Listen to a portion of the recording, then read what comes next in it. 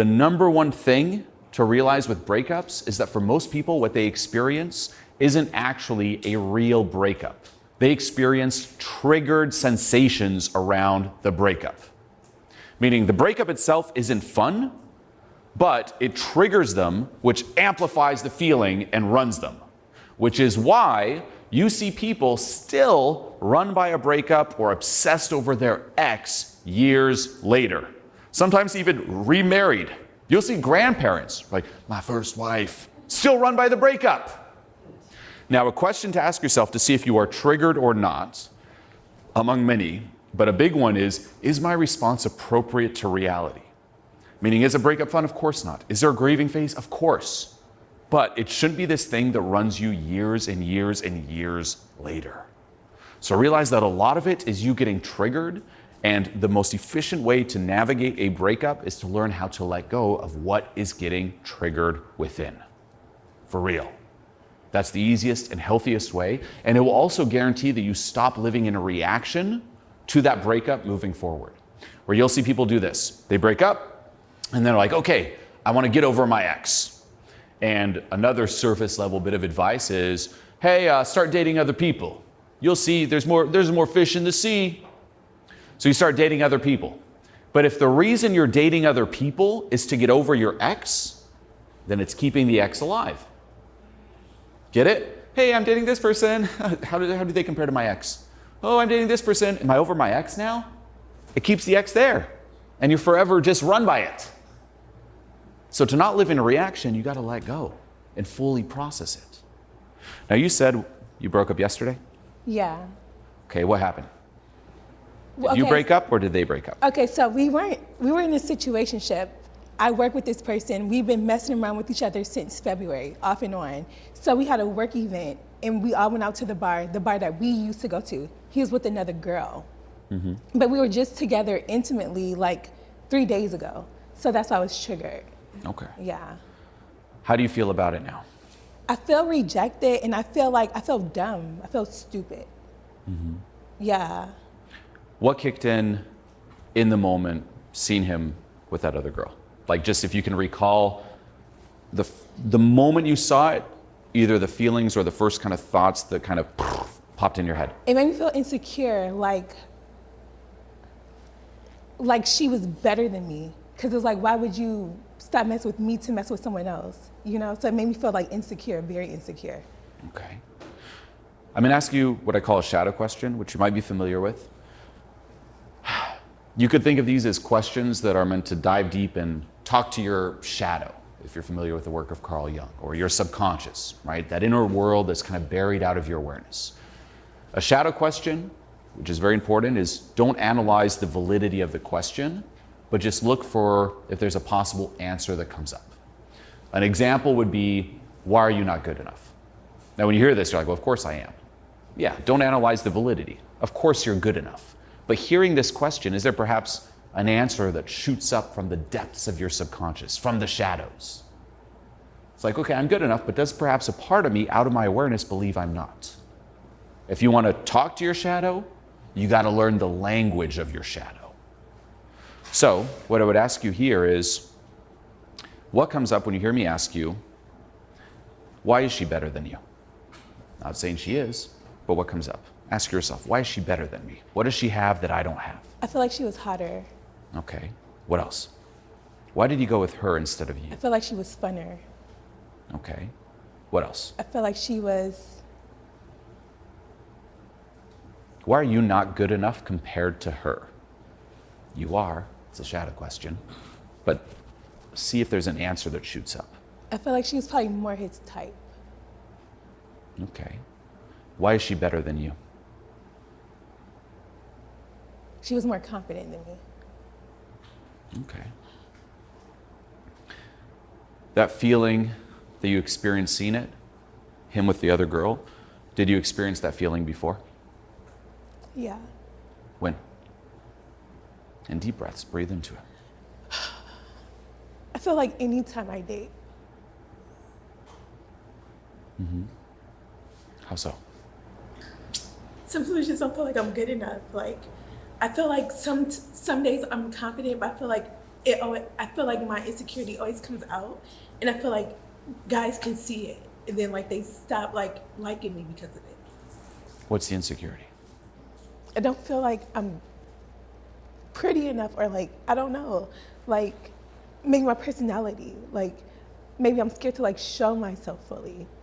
So I feel like I'm not like present or like fun enough, like if that makes sense. Did you show him your full personality? Kind of, Why did you hold back? because I feel like I was maybe trying to see like what he liked instead of like just being myself. Did you ever feel safe in a relationship before? No, Why? because I grew up in a very volatile home, and like I just never really had a safe relationship, not even like with best friends. Couple more questions. In relationships, or in general, what are you hiding? And what's the fear around truly being seen? I don't know. Why do you always have your guard up?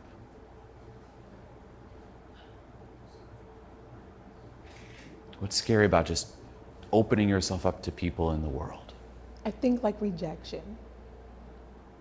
And last question, when did you start fearing people or the world, or thinking that people are out to get you if you truly let them in? From my past relationships, like growing up at home, my first best friend, I never really had a healthy relationship.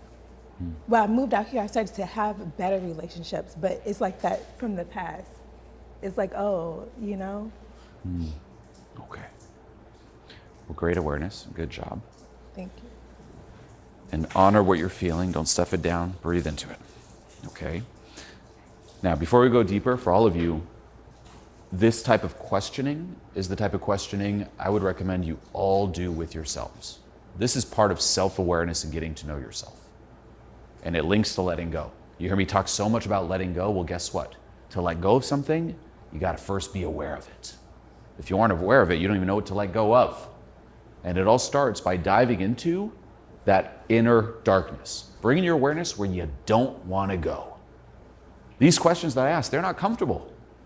They're the last questions you want to ask yourself, because it forces you to become aware of the stuff that we tend to run away from our entire lives. Right? That fear of not being good enough is what drives a lot of people to just take action till they die, never confront it, versus stopping, turning around, and diving into it. That's this work. It's realizing that no matter what you do, you can't run away from this. It'll forever chase you. You got to pause, dive into it, and look into it, and then release it. And it also means learning how to communicate with your shadow and seeing those answers. Whatever the answer is, don't judge it, take notes, because now you can work on it. Like even if, for example, it's like, okay, what do they have that you don't have? Why are you not good enough? It's like, well, they're prettier, I'm not pretty enough. That doesn't mean you're not pretty. But what it does mean is that a part of you may believe it. And that's something you want to nip in the bud and release. Get it? So don't be afraid of diving into that. Now, people who are obsessed with positive thinking hate this type of work. They're like, don't dwell on the negativity. You'll propel more of it. That's not true. That stuff there, those answers that came up, that's going on beneath the surface. It's active, it's just out of your awareness. You can't bypass it with positive thinking. By opening yourself up to it, it doesn't propel more of it, it actually allows you to release it. Okay? Now, what I would say with you, first on the external side, is one, as we talked about, funny enough, earlier today, with adversity, with situations like this, it's normal that it hurts in this moment. And it should hurt. Do not self-attack for feeling hurt after a breakup. It's normal and healthy to feel hurt after a breakup. If you didn't feel hurt, that was not a relationship. Or you were closed off and you weren't vulnerable. You must feel hurt. There is a grieving process.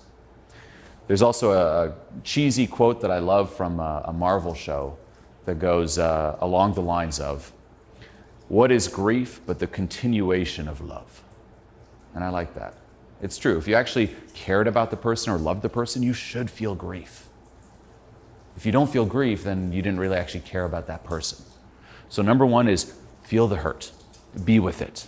Don't stuff it down. Don't be like, okay, I have positive thoughts now, happy mindset. It's no, this hurts, this sucks, but I'm going to be with it.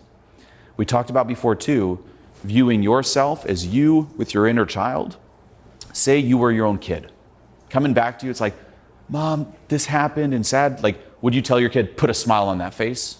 No, you'd be like, hey, hug your kid and be there with your kid as your kid cries and feels it. Do that to you. Like in those moments, even at home when you're sad, you got you. Hug yourself. For real. It's like physically do it. It has an effect. Like hold yourself and be like, I'm here for me and I'm going to feel through this. If you don't feel through it, you stuff it down and then it follows you. Feeling equals healing. Okay? So feel it. Now, by also feeling it, it's like deep breaths. I would dive into it further, which is one of the questions that I asked you, which is when did you first feel this? Dive into it, dive into it, dive into it. Okay, this allows you to get to the cause and then learn how to let go, do releases around it. That's on the inner side. The other part, and I'll combine the inner with the external, is take in some of the lessons just off those brief questions that I asked, meaning, okay, I didn't fully put myself out there, right? I kind of put my guard up, meaning I can play an authentic role to a certain extent, but it's still a role. It's not fully me. Be you. And that'd be the biggest lesson on the external side is any future relationship from the very start, be you. Now, might that alienate someone that you are interested in? Yes or no? Yeah. Yeah. But what does that mean? It means that you determined right off the bat that that's not someone you have chemistry with. That's not someone you're meant to be with. Authenticity is the number one way to screen for a healthy relationship and a good partner. If you hide it, you're delaying the inevitable. Meaning, say, it's like me and you, I'm like, here's me, and you're like, ah, like that. Well, then we determined it fast. Because eventually in a relationship, you're gonna have to drop the front completely. Otherwise, you'll forever be living in this prison of paranoia, walking around on eggshells and performing. And that's not a relationship. The ideal with a relationship, something you should all think about is, what's my ideal relationship? Someone with whom I can just be me the same way I can be me when I'm alone by myself. That's a healthy relationship. It also means someone who wants to be with me at my best and at my worst. Someone who wants to be with me when I look terrible. When I wake up in the morning, I'm like drooling and stuff. Someone who's looking at that and be like, oh yeah. That's what you want. Because say they didn't want that, then what's going to happen? You're going to have to wake up in the morning and be like, quickly wipe off the drool before they wake up. Paranoia. The same with your quirks, the same with your interests, the same with everything about your life. Stop trying to live up to this role. The perfect partner is like, just own who you are. And it'll take so much pressure off. And be willing to be rejected for you. It's normal and healthy and natural that people reject you for you. Because we are all different. And it doesn't mean there's something wrong with you. It just means that you and that person, there's no chemistry. Guess what? All of us here, if we were to all talk casually, there's going to be some people you click with more than others. Doesn't mean that the people you didn't click with suck and are inferior. No. It just means, we just don't get along. Are you friends with everyone you talk to? No. There is this thing as chemistry. And your job is to sort through, using authenticity as this light in a way. It's like a flashlight. It's like, here is me being me. And anyone who doesn't resonate with me, it's going to scare them away. And those who do, it's going to attract them. Now, it might also mean, though, that in your current surroundings, like if you decide right now, I'm going to be me, it could also mean that people who are even your friends now also get scared away. And what does that mean? They weren't actually your friends. They only resonated with the fake front. So authenticity first. It's scary, though. We want to perform. We want to do well. But think of the precedent that you're setting for a relationship if you do that. I don't want to perform in my relationship. So you start off the bat. You start now. And take the lesson here. It's like, you know what? Moving forward, from this reference, I'm going to be me unapologetically. Now, that might trigger fear, which you can then let go of.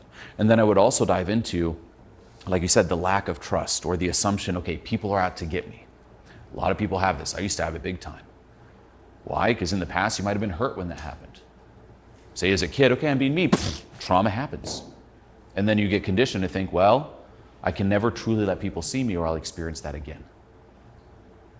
So that is where also a lot of this deep inner work, introspecting comes into play. But that's a relationship. Be you unapologetically. Okay?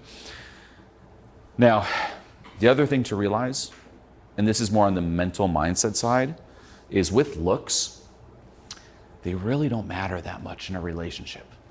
No matter how beautiful or hot someone is, after a period of time, you just see the person.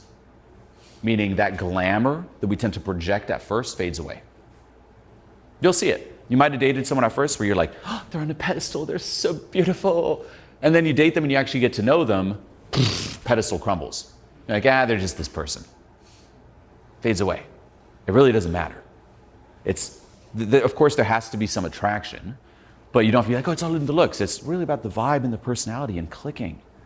And being willing to, again, show those vulnerable parts, show the quirky side, show the nerdy side, show the embarrassing side, and put it out there. And once more, it's okay if they reject you for it, because then be thankful because you determine that very fast. Okay? Same here with this one. It's, yes, it hurts and feel it, but then also be thankful that, hey, you saw this now. What if you dated 2-3 years and happened 2-3 years from now? Yeah. So in a way, it's a good celebration. We caught it sooner. Yes. Yeah. You know? Now, moving forward though, what I would say is this someone you just kind of naturally started dating, or is it someone you're like, oh yes, I was looking for this type of person? I think it was like a rebound because I had stopped talking to someone else. So it's like what you said in the beginning. So I was dating to get over someone else. Got it. Yeah. So with that, and this is important, if you do go through a breakup, yes, people get into rebound relationships. And again, to each their own, but I would suggest at times, after a really bad breakup, spending time just with you. Meaning, learn how to date you again and rediscover who you are after the breakup, after the relationship, because you're a different person than before the relationship. Okay, well, who am I now? What's it like to be with me? Let's get a feel for that. And ideally, you reach that point where you are content being with you to then enter the new relationship so it's not in reaction. Okay? Now, I would also reflect on the external side on your ideal relationship. Meaning, what's the ideal partner and what's the ideal relationship dynamic? And I would write down and create an ideal partner avatar. People do this in business, your ideal client avatar. I have this in my mind when I'm doing videos or doing seminars. I'm speaking to all of you, but really in my mind, I'm speaking to this avatar that encompasses, that all of you fall into. Okay? Now, if I have this avatar and it's based off previous clients, like the type of person who would resonate with this message, that's who I have in mind, a fictional avatar.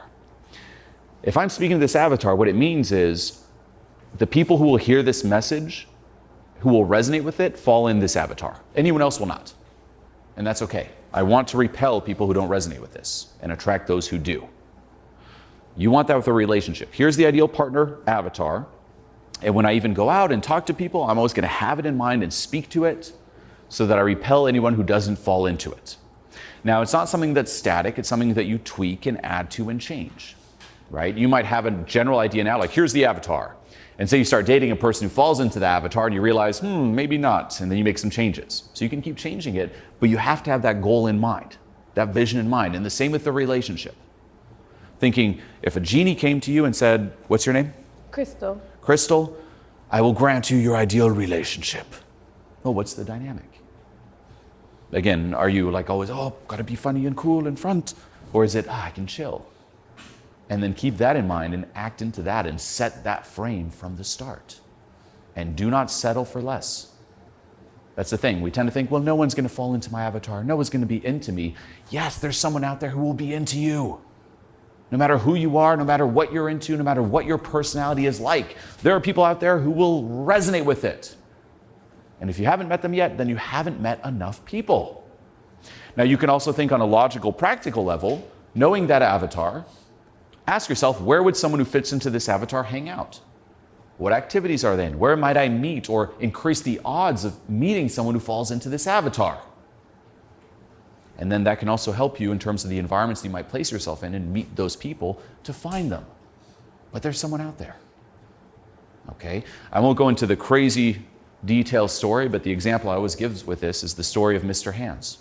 You can Google this, Mr. Hands. It's a true story.